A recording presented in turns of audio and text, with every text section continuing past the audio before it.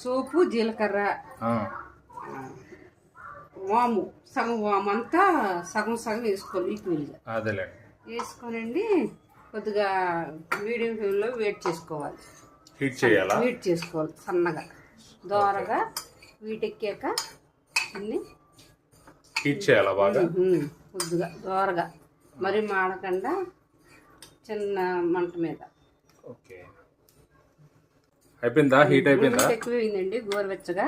Okay, దించేస్తాను. దీన్ని కూడా చల్లారాక మిక్స్ చేయాలి. మిక్సీ పెట్టుకోవాలి. మిక్సీ పెట్టుకోవాలి, పొడి చేసుకోవాలి మెత్తగా. చల్లారిందండి ఇది. ఇప్పుడు మిక్సీ వేసుకుంటున్నావు ఇప్పుడు అంతా? ఇప్పుడు మిక్సీ హీట్ తగ్గాక. హీట్ తగ్గాక. ఓకే, అయిపోయిందండి.